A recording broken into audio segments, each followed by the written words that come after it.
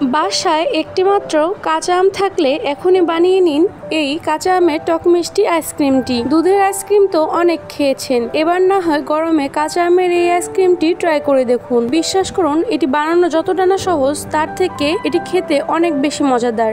একবার বানিয়েই দেখুন, আমার মতন এই আইসক্রিমটির ফ্যান হয়ে যাবেন। আসসালামু আলাইকুম, welcome to my YouTube channel Roma's খাবার। আজকে আপনাদের সাথে পারফেক্টলি আইসক্রিম জমানোর টিপস সহ শেয়ার করব এই রেসিপিটি। অনেকেরই আইসক্রিম জমতে চায় না, তার একটি পারফেক্ট সমাধান সহ রেসিপিটি শেয়ার করব। এজন্য আমি একটি পাত্রে নিয়ে নিয়েছি মাঝারি সাইজের একটি আম। এবার আমি এর মধ্যে পর্যাপ্ত পরিমাণ পানি দিয়ে ভালো মতন ধুয়ে নিচ্ছি। আম ভালো মতন ধোয়া হয়ে গেলে এবার আমি একটি পিলারের সাহায্যে আমের খোসাটা ভালো মতন করে ছাড়িয়ে নিব। এই আইসক্রিমটির ক্ষেত্রে আমের আটি সম্পূর্ণ শক্ত হওয়ার কোনো প্রয়োজন নেই, নরমটা দিয়ে করলে আরও বেশি ভালো হয়। তবে যদি আপনাদের কাছে না থাকে সেক্ষেত্রে শক্তটা দিয়ে করলেও হবে। আমের খোসা ভালোভাবে ছাড়ানো হয়ে গেলে এবার আমি ঠিক এই পদ্ধতিতে আমটাকে কেটে টুকরো টুকরো করে নিব। টুকরো টুকরো করে নিচ্ছি সেদ্ধ হওয়ার সুবিধার জন্য। আপনারা চাইলে কেউ খোসা না ছাড়িয়ে আস্ত সেদ্ধ দিয়ে পরে খোসা ছাড়িয়ে নিতে পারেন। তবে আজকে আমি এই পদ্ধতিতে বানাবো। আমগুলোকে টুকরো করে নিচ্ছি এবং মাছ থেকে এই যে আটিগুলো এভাবে বের করে তারপর টুকরো করে নিতে হবে। একটু বড় বড় আকৃতি করেই আমি টুকরোগুলো করে নিচ্ছি। আপনারা চাইলে একটু ছোট বড় বা নিজেদের পছন্দ মতন যে কোনো ভাবে টুকরো করে নিতে পারেন। এই যে আমার আম কাটা হয়ে গিয়েছে।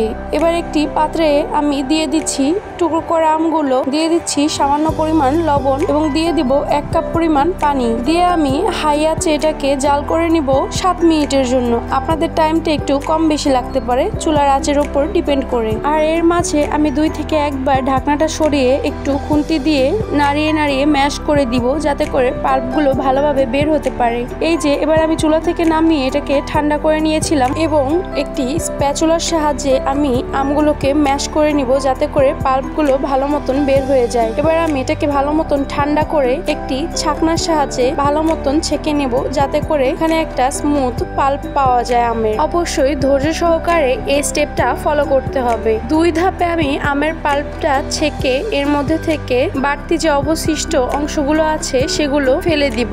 এই যে আমার ছাকা হয়ে গিয়েছে এবং এই যে দেখুন কতটা স্মুথ একটা পাল্প পেয়েছি। এবার আমি আইসক্রিমটি বানানোর জন্য চুলায় একটি প্যানে দিয়ে দিব আমের পাল্পগুলো। এই অবস্থায় চুলাটা অফ রয়েছে। এবার আমি এর মধ্যে দিয়ে দিব 1/2 কাপ পরিমাণ চিনি। এখানে চিনিটা কম বেশি করতে পারেন নিজেদের টেস্ট অনুযায়ী। এবার এর মধ্যে দিয়ে দিব 1 টেবিল চামচ পরিমাণ বিট লবণ। এখানে আপনারা চাইলে নর্মাল লবণটাও ইউজ করতে পারেন। এবার আমি এটাকে ভালো মতন মিশিয়ে দিয়ে দিচ্ছি এর মধ্যে 1.5 কাপের চেয়ে কিছুটা কম পরিমাণ পানি। অবশ্যই এখানে এই পরিমাণ পানিটা ইউজ করার চেষ্টা করবেন, না হলে পাল্পটা খুব বেশি ঘন হয়ে যাবে, সেক্ষেত্রে আইসক্রিমটা জমতে চাবে না। আইসক্রিম জমানোর ক্ষেত্রে এটা খুবই গুরুত্বপূর্ণ একটা টিপস। আইসক্রিম যদি খুব বেশি ঘন হয়ে যায় সেক্ষেত্রে আইসক্রিমটা জমতে চায় না। এবার আমি এর মধ্যে দিয়ে দিচ্ছি 2 ফোঁটা গ্রিন ফুড কালার। এটা সম্পূর্ণই অপশনাল, আমি একটু সুন্দর দেখানোর জন্য এখানে দিয়ে দিচ্ছি। এটাকে আমি খুব বেশি একটা জাল দিব না। কালারটা দেওয়ার পরে জাস্ট একটা বলক উঠিয়েই আমি নামিয়ে নিব। এই যে আপনারা উপরে কিছুটা পরিমাণ ফেনা দেখতে পাচ্ছেন, যখন এটাকে ঠান্ডা করা হবে তখন এটা চলে যাবে। এবার আমি এটাকে ঠান্ডা করে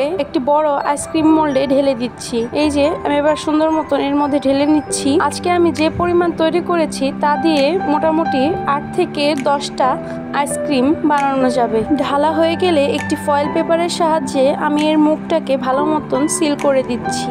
এবার একটি চাকুর সাহায্যে আমি এই যে এরকম মুখে একটা ছোট করে দাগ টেনে নিচ্ছি, যাতে করে আমি কাঠিগুলো ঢুকাতে পারি। আজকে আমি এই আইসক্রিম মোল্ডটা ইউজ করেছি, আপনারা চাইলে যে কোনো ধরনের আইসক্রিম মোল্ড ইউজ করতে পারেন। এবার আমি এর মধ্যে দিয়ে কাঠিগুলো ঢুকিয়ে দিব। এটা সম্পূর্ণই অপশনাল, আপনারা চাইলে আইসক্রিম মোল্ডের সাথে যে কাঠিগুলো পাওয়া যায় সেগুলো ব্যবহার করতে পারেন। আমি একটু সুন্দর দেখানোর জন্য এখানে এই কাঠিগুলো ইউজ করছি। এখানে আমার কাঠিগুলো ঢোকানো হয়ে গেলে এবার আমি নিচে একটা ট্রে দিয়ে এটাকে ডিপ ফ্রিজে রেখে দেব 6 থেকে 8 ঘন্টার জন্য। এর মধ্যে আইসক্রিমটা ভালো মতন জমে যাবে। এই যে দেখুন আমার 7 ঘন্টা পরে আইসক্রিমগুলো ভালো মতন জমে গিয়েছে। এটাকে মোল্ড আউট করার জন্য আমি একটি বোলে পানি নিয়েছি এবং 10 সেকেন্ডের জন্য এই আইসক্রিমের মোল্ডটাকে তার মধ্যে ডিপ করে এবার আমি আইসক্রিমগুলোকে এক এক করে বের করে নিচ্ছি। এখানে এইভাবে ডিপ করে নিলে আইসক্রিমগুলো বের করতে সুবিধা হয়। এই তো ব্যাস তৈরি হয়ে গেল আমাদের সহজ এবং মজাদার আইসক্রিম রেসিপিটি। আজকের রেসিপিটি আপনাদের কেমন লেগেছে তা কমেন্ট করে জানাতে ভুলবেন না। আমি কিন্তু সবসময় আপনাদের কমেন্টের অপেক্ষায় থাকি। যদি আজকের রেসিপিটি ভালো লেগে থাকে তাহলে প্লিজ আমার চ্যানেলটিকে সাবস্ক্রাইব করে দিবেন এবং সম্পূর্ণ ভিডিওটি দেখার জন্য অসংখ্য ধন্যবাদ। আল্লাহ হাফেজ।